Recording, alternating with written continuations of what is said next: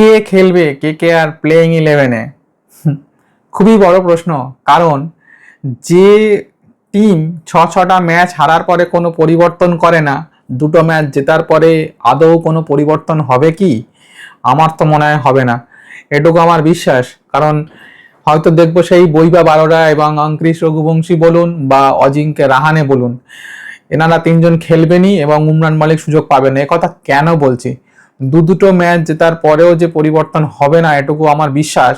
কারণ ছটা ম্যাচ হারার পরে যখন যে টিম ম্যানেজমেন্ট কোনো পরিবর্তন করে না, সেখানে এটা হওয়াটা স্বাভাবিক। আপনি ভাবুন কালকে আমাদের প্লেইং একাদশ কি হওয়া উচিত? হিসেব মতো টিম সাইফার্ট খেলতে পারছেন না ওপেনিংয়ে, নারায়ণকে 9 নম্বরে খেলিয়ে কোনো লাভ নেই। তাই প্লেইং একাদশে পরিবর্তন অবশ্যই দরকার, বিশেষ করে বোলিং সাইডে পার্থী রানা যখন ছিল না তখন ছিল না, এখন উনি এসে গেছেন কিন্তু ওনাকে খেলানো হচ্ছে না। এটা টিম ম্যানেজমেন্টের দোষ নাকি ক্যাপ্টেন রাহানের দোষ? কারণ আমি ক্যাপ্টেন রাহানেকেই দোষ দিই একটাই কারণে, কারণ আমরা জানি, আমাদের এই খেলা দেখার অভিজ্ঞতা এবং খেলার অভিজ্ঞতা থেকে জানি যে ক্যাপ্টেনই শেষ কথা বলেন মাঠে প্লেইং 11-এ সিলেকশনের সময়।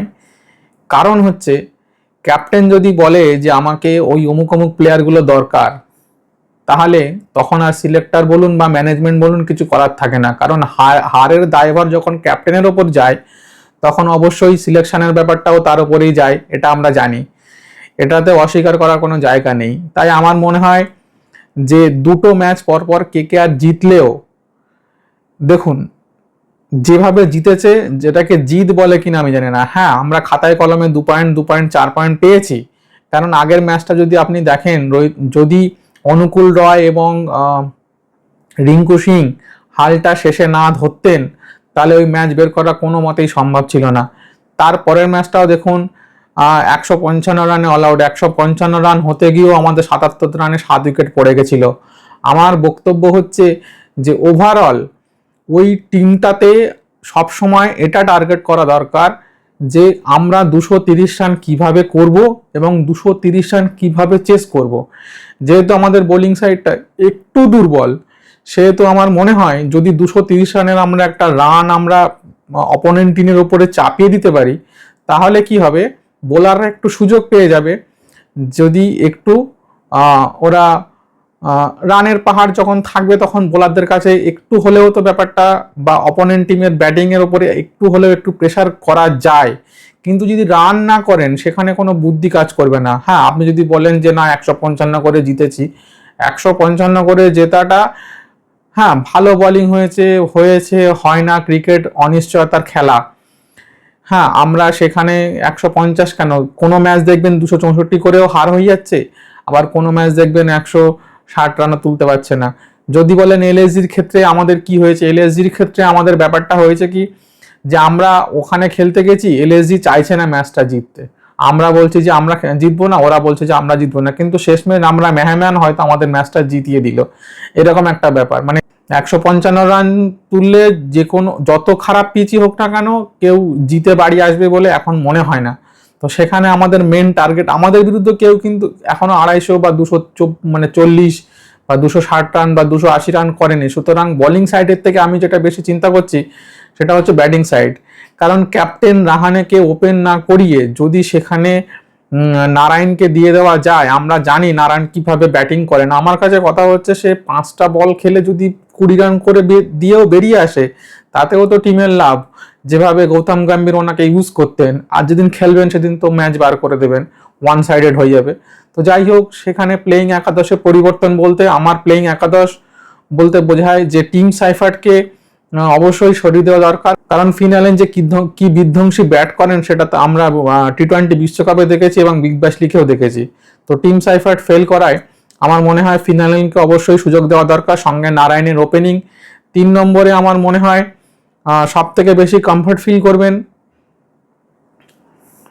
ক্যামেরুন গ্রিন, আর 4 নম্বরে অঙ্কৃশ রঘুবংশীকে যদি খেলানো যায়, আর 5 নম্বরে রিঙ্কু সিং, 6 নম্বরে যদি তেজস্বী দহিয়াকে আনা যায়, আমার মতে বলে যেহেতু উনি স্পিনগুলো ভালো খেলতে পারেন, রিঙ্কু সিংয়ের সঙ্গে যদি যোগ্য সঙ্গ দেন স্পিন বলগুলো, তাহলে কিন্তু খুব ভালো আমার মনে হয়। এবং যদি শেষ পর্যন্ত টানতে পারেন, বা যদি ওই 14-15 ওভারে রানগুলো করে দিয়ে যান, তারপরে যদি অঙ্করিশ রঘুবংশী এবং রাহানে আসেন, খেলতে না পারেন, ওনারা তো ফর্মে নেই, বা শেষে যদি অঙ্করিশ রঘুবংশী থাকেন ইম্প্যাক্ট প্লেয়ার হিসেবে, বা যদি প্লেইং 11-এ খেলেন, আমার মনে হয় তাতে কোনো সমস্যা হবে না। কারণ দেখুন, আমাদের প্রথম দিকে রান করাটা খুব জরুরি। প্রত্যেকটা টিম দেখুন, প্রত্যেক 4 ওভারে প্রতি 4 ওভারে 50 এবং 6 ওভারে প্রথম পাওয়ার প্লেতে 70 থেকে 80 রান যেখানে তুলছে, সেখানে আমরা কিন্তু সেইভাবে ব্যাট করতে পারছি না।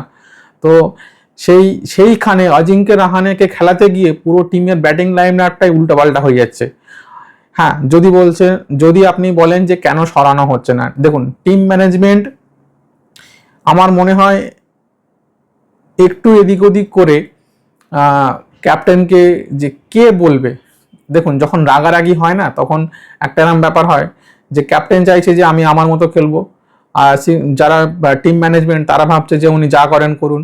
রাগারাগি হয়ে গেলে যে ব্যাপারটা হয় যে ভাই যে যা পারিস কর, ঠিক আছে, তো কে তাকে বাদ দেবেন, আর উনি বাদ দেবেন না, আর উনি সেই ওপেনিং করবেন, আর অঙ্করিশ রঘুবংশীকে 3-এ নামাচ্ছেন। আমরা জানি দুজনেই কেউ হার্ড হিটার ব্যাটসম্যান না, দুজনে ক্লাসিক শট খেলেন, ক্লাসিক শটও খেলতে পারছেন না, সেখানে কোনো ট্যাকটিক্যাল চেঞ্জও করছেন না। ওনাকে কেউ কি গিয়ে বলছেন না নাকি উনি ক্রিকেটটা বোঝেন না? এটা তো হতে পারে না যে উনি বোঝেন না, নাকি টিম ম্যানেজমেন্ট বোঝেন না, যেখানে ওয়াটসনের মতো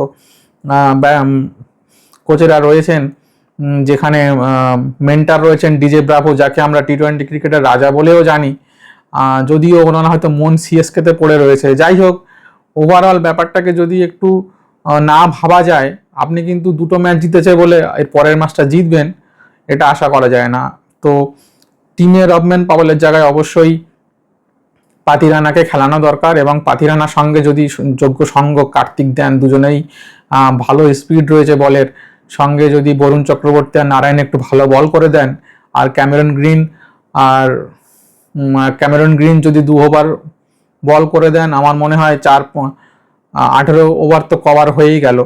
বাকি 2টো ওভার যদি কোনো রকম ম্যানেজ করা যায়, বা যদি আরও একটা বোলার উমরান মালিককে খেলানো যায় সঙ্গে, আমার মনে হয় বেস্ট টিম হবে, এবং এই পরিবর্তনটা অবশ্যই দরকার। কারণ দেখুন, যদি জিতছে বলে যদি পরিবর্তন না করেন, আর পরিবর্তন না করার ফলে যদি আগামী দিনে ম্যাচ আমরা হেরে যাই, কারণ যে খেলাটা হবে সেটা কিন্তু ব্যাটিং ভার্সেস ব্যাটিংই হবে।